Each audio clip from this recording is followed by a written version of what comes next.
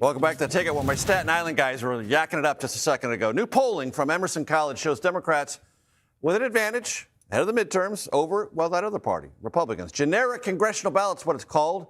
Democrats polled 50%, Republicans 40%. That's 10 points, according to my live math. Always dangerous for me, live mathematics.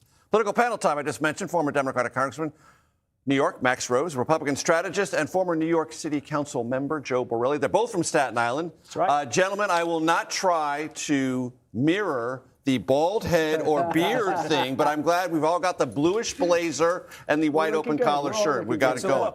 All right. So, Max, you know from tidal forces in politics, sometimes individual members of Congress don't have a lot of control over them. Sure. Are Republicans looking at something like an undertow with that generic number I just read off there? Yeah, I mean, this is a wave year. You think? That there's no doubt about it at this point. And I'll tell you how I know.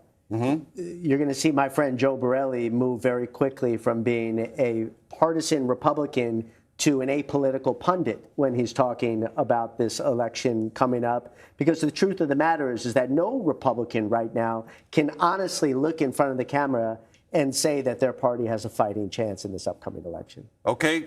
Joe, you heard the challenge. Are you going to be a generic sort of milquetoast, common sense political I'm not pundit? listening to this guy. Come on, give me a break. Generic ballots are generic, right? They don't actually calculate the meat and potatoes. Meaning the individual They're not. is always a choice. They're not polling It obscures the actual races. choice. We had a Supreme Court case out today, changing the district maps in Louisiana potentially. We had Possibly Tennessee, possibly Tennessee. Alabama. We have Florida. So, like a lot of this battle for the House of Representatives is going to play out in the And courtroom still yet to be over fought, the next. from your Correct. point of view. Correct. It's still going to be played out over the next couple of months. That said, the generic ballot is still a generic ballot. We're not talking about the individual races. There's headwinds, but I doubt it's going to be a wave year. We saw the polls in 2016. Were they right or wrong? They were wrong. Were the polls in 2020 right or wrong? They were wrong.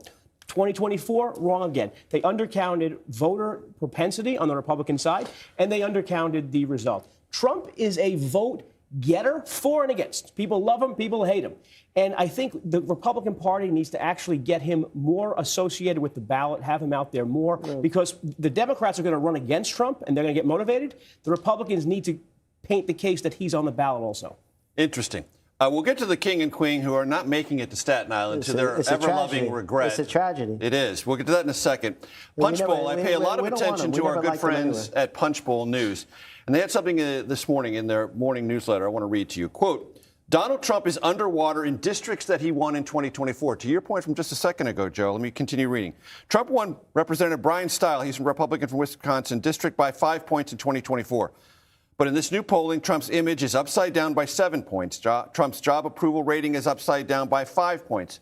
Representative Jeff Hurd, Republican in Colorado, swing district for Trump, swung for Trump by 10 points in the last election, but now the president's image is -4, his job approval -2. So to your point from a second ago, Joe, those are specific places, specific names, and Trump's a drag.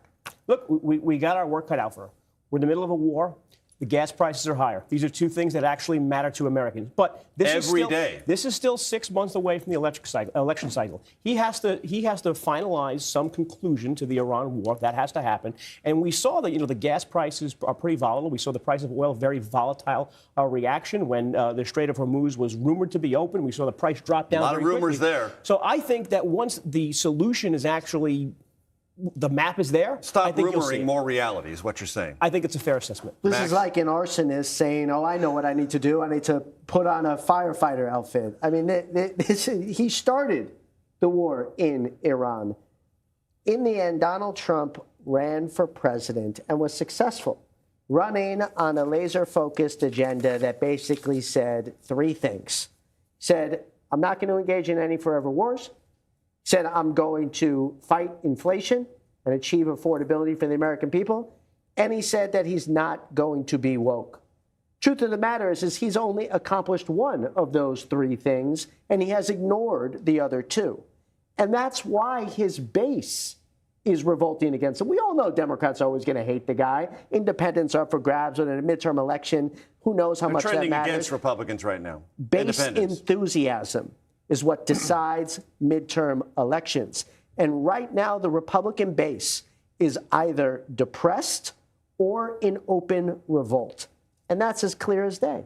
Let me ask you a New York-specific question about Mayor Mamdani. Max, and then Joe. Max? Is there a question?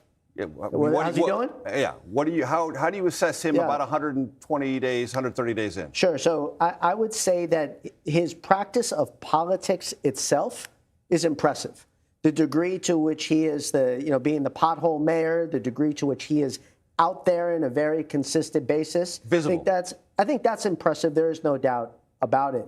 I think the notion in which he has turned tax policy and alienating the tax base in New York City, the wealthy tax base, into an ideological exercise is potentially an effort to cut off our nose to spite our face. Right? In the end, right, there is a massive problem in the United States of America of rising wealth inequality and tax unfairness. But I don't want to see our tax base eroded in such a significant manner just to make that point. Joe? Look, Mayor Mamdani. Look, voters in New York, as in California, as in other big cities, they are willing to some degree to pay a higher premium to live in a city, and oftentimes they're run by Democrats. The problem they face is that when the city appears to be run poorly and people feel like their money's being lit on fire, I think that's where they lose sort of that connection with this high tax, high spend state and city. And I think Mamdani's running into that problem. He ran on basically everything's going to be free, and now 4 months into it, it's actually, hey, we don't have money to do any of those things. Although the tax, and we talked about it a little bit yesterday on the program, the pied-à-terre tax. It's a clever one. Yes, and it's supported by the governor. Well, look, Governor Hochul. It's clever, right? It's taking the very people who left New York State and maybe moved to Florida or South Carolina, people who are wealthy enough to keep their apartment here. Mm-hmm. It's taxing those people. So I give him some credit for being really finding a creative way to tax some of the wealth that has left the city already. Max Rose, great to have you here. Joe Borelli, great to have you here. Thank you. Like the Blazers, but I will not do this, gentlemen. I just will not.